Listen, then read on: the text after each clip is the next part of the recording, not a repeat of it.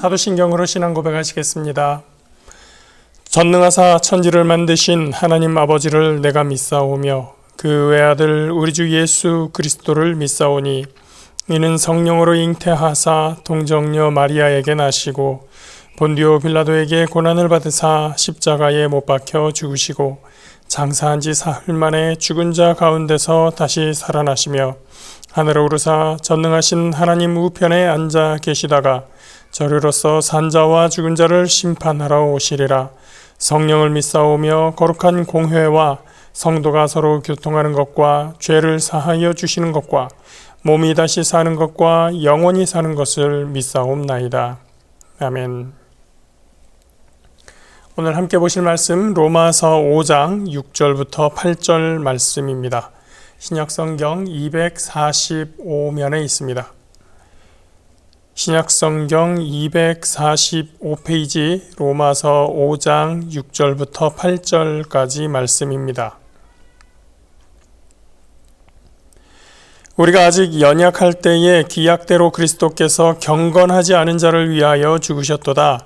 의인을 위하여 죽는 자가 쉽지 않고 선인을 위하여 용감히 죽는 자가 혹 있거니와 우리가 아직 죄인 되었을 때에 그리스도께서 우리를 위하여 죽으심으로 하나님께서 우리에 대한 자기의 사랑을 확증하셨느니라. 아멘. 로마서 5장 1절부터 11절까지의 본문을 어떤 분은 의기양양한 승리의 본문이라고 말했습니다. 종교개혁자 마르틴 루터는 바울이 2장에서 큰 기쁨과 환희, 극도의 환희 중에 있고 성경 전체를 통틀어서 이 개가를 알리는 본문과 견줄 수 있는 곳은 거의 없다고 말합니다. 5장 1절부터 4절까지는 지난 시간에 우리가 살펴봤고요. 오늘부터는 5절부터 11절까지의 본문을 가지고 묵상을 하려고 하는데요. 방금 말씀드린 기쁨이라든지 환희라고 하든지 또는 개가를 울린다라고 하든지 이런 느낌을 얻을 만한 내용인가 싶어서 제가 11절까지를 다시 한번 쭉 읽어봤는데 여기까지만 봐서는 잘 어울리지 않는다라는 생각을 해봤습니다. 왜냐하면 오늘 본문에서 나오는 주로 다루는 내용이 뭐냐면 죽음이기 때문입니다. 그 중에서도 우리가 아주 잘 아는 예수 그리스도의 죽음에 대한 이야기죠. 예수께서 왜 죽음을 택하셨는지, 그 죽음을 어떻게 감당하셨고 그 결과는 무엇인지에 대해서 이야기하고 있습니다.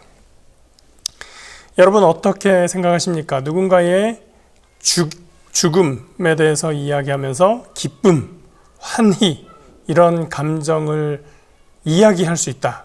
어떻게 느끼시나요? 누군가가 나를 대신해서 혹은 나를 위해서 죽었다. 그래서 내가 살아났다. 아, 나는 기뻐. 아, 나는 환희에 찼어. 라고 하는 그런 감정을 이야기할 수 있는가라는 거죠. 실제로 만약에 우리 생애를 통해서 누군가가 나를 위해서 이러한 죽음을 당했다면, 그래서 내가 살게 되었다면 우리는 기쁘다. 이런 이야기를 할 수 있을까? 감사할 수는 있겠죠. 감격할 수도 있을 겁니다. 그러나 기쁨, 환희 이런 감정과는 조금 다를 것 같습니다. 그런데 루터를 비롯해서 꽤 많은 설교자들, 신학자들이 이 본문에 대해서 그런 기쁨, 그런 승리, 개가 이런 것들에 대해서 이야기를 합니다. 그분들의 감성이 우리와 다르기 때문일까요? 그렇지는 않을 겁니다. 이 본문에 담긴 사건 전체의 의미를 이미 잘 숙지하고 있기 때문입니다. 그 죽음이 끝이 아니었음을 알고 있기 때문이죠. 예수님의 죽음은 주님께도 고통이었습니다. 그 죽음으로 가는 과정은 예수님께도 너무나 험난하고 힘든 일이었습니다. 그러나 그것이 끝이 아니었습니다. 오히려 주님은 죽음을 이기심으로써 사망 권세를 물리치시는 승리의 개가를 부르실 수 있었습니다. 그리고 그 승리를 우리와 함께 공유하셨던 것입니다. 우리가 이 본문을 보면서 기쁠 수 있고 승리감을 맛볼 수 있다면 그것은 우리가 주님의 승리에 동참할 수 있다고 믿기 때문입니다. 우선 본문은 주님의 죽음이 우리를 향한 사랑과 결부되어 있습니다. 5절을 읽겠습니다. 소망이 우리를 부끄럽게 하지 아니함은 우리에게 주신 성령으로 말미암아 하나님의 사랑이 우리 마음에 부은 바 됨이니. 5절의 소망은 4절과 연결이 되어 있습니다. 환난은 인내를, 인내는 연단을, 연단은 소망을 이룬다. 환난 중에도 우리가 인내하고 연단받으면서도 즐거워할 수 있는 것은 우리에게 소망이 있기 때문이다 라는 맥락의 말씀입니다. 여기서 그 소망이 5절에서 우리를 부끄럽게 하지 않는다라고 말하고 있는데요. 이 부끄럽게 한다라고 하는 헬라어 단어의 원래의 뜻은 다른 뜻으로는 실망시킨다라는 뜻이 있습니다.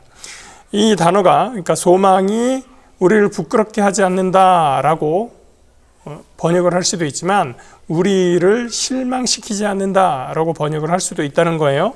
그 한 단어에 이 두 가지 의미를 담고 있는 이유는 무엇일까? 이것을 이 본문에서 한번 풀어보면 좋습니다. 소망이 우리를 실망시킨다라고 했을 때 실망시키는 이유가 있다면 어떤 경우일까요? 그 소망이 헛된 소망일 때 그럴 것입니다. 이루어지지 않는 소망, 결국은 다가오지 않는, 현실화될 수 없는 그런 소망을 가지고 있을 때 그 소망은 종국에 가서 우리를 실망시키고 말 것입니다. 왜냐하면 그 소망이 결국 아무것도 아니다라는 것을 알게 되기 때문이죠. 그 소망이 혹여나 이루어질 것을 기대하고 자랑했었던 사람이 있다고 생각해 보세요. 그 사람은 그 소망이 이루어지지 않았을 때 결국 헛된 소망이었음을 알게 되었을 때 어떻게 될까요?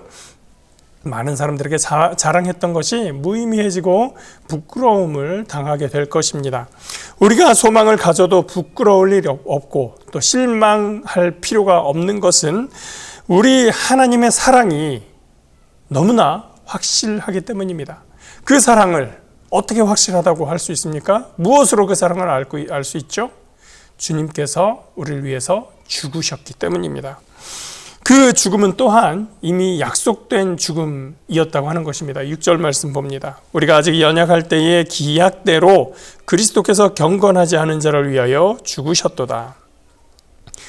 우리가 연약할 때라고 하는 것은 어떤 때를 이야기합니까? 우리가 아직 믿음이 없을 때, 우리가 경건하지 못했을 때, 아직 우리가 죄 중에 있을 때, 아직 구원받지 못했을 그때에 이미 주님께서 우리를 위해서 죽으셨다라고 하는 겁니다. 믿음이 없는 자들을 위해서 아직 의롭다함을 칭함받을 수 없는 자들을 위해서 주님께서 죽임 당하셨던 겁니다. 7절 말씀입니다. 의인을 위하여 죽는 자가 쉽지 않고 선인을 위하여 용감히 죽는 자가 혹 있거니와. 7절에 나오는 이 의인은 우리가 앞에서 계속해서 얘기해왔던 믿음으로 의롭게 된 그러한 의인이 아니고 보통 그때 당시에 사람들이 생각하던 의인을 이야기합니다. 율법을 잘 지킴으로써 의인이라고 인정받던 사람들. 그런데 여러분, 만약에 그런 사람이 이 앞에 있다고 생각을 해보세요. 어떤 사람이 정말 율법을 잘 지키는 사람입니다. 누가 봐도 저 사람은 율법에 대해서 흠잡을 데 없다라고 하는 그런 사람입니다.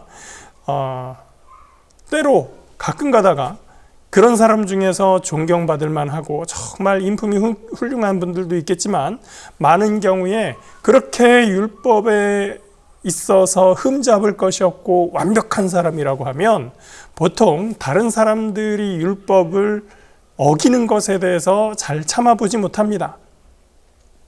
고치려고 하고 잘못된 것을 지적하려고 하고 나는 생각도 못했는데 그거 율법으로 틀렸습니다 라고 자꾸 말을 하게 되어 있는 것이죠. 자꾸 그런 지적을 받다 보면 그 사람에 대해 존경심을 갖기보다는 뭔가 거리감을 느끼게 될 것입니다.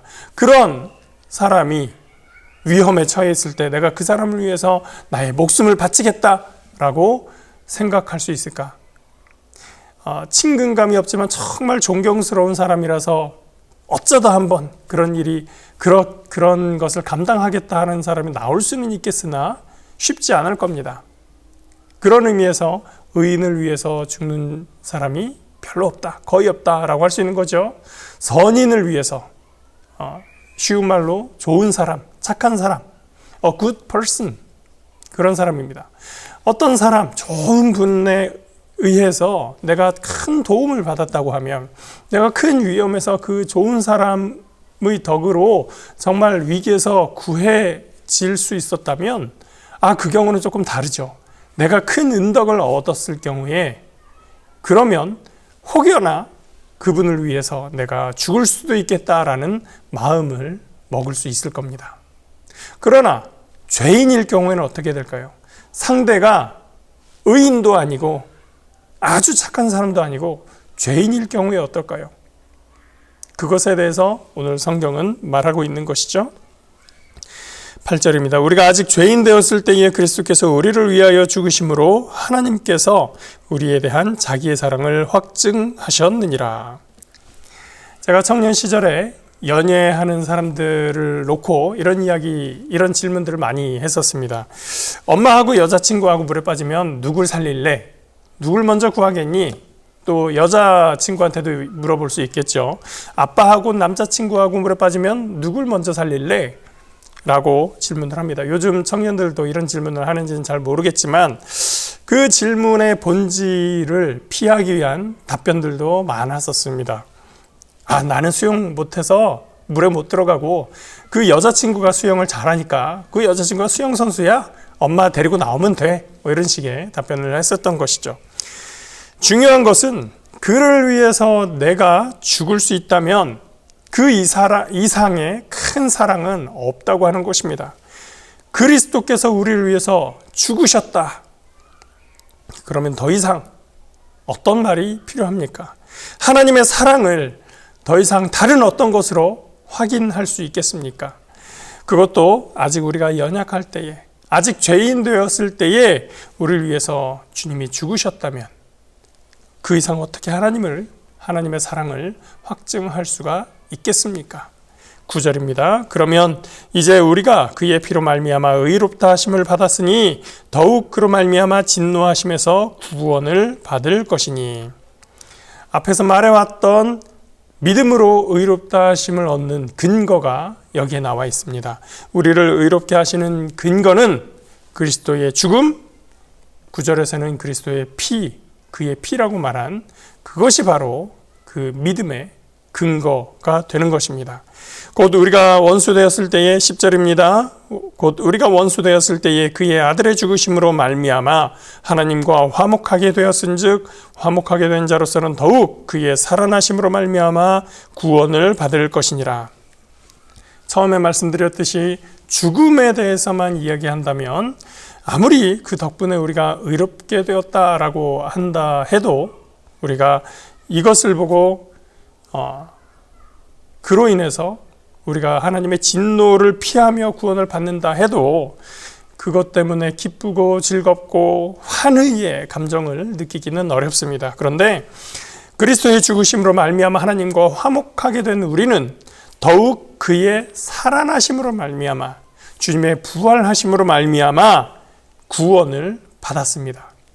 주님이 죽음을 이기시고 그 승리를 우리와 공유하셨습니다. 그러기에 우리에게 즐거움이 있습니다. 환희가 있습니다. 개가를 부를 수 있는 것입니다. 마지막 11절을 읽겠습니다. 그뿐 아니라 이제 우리로 화목하게 하신 우리 주 예수 그리스도로 말미암아 하나님 안에서 또한 즐거워하느니라.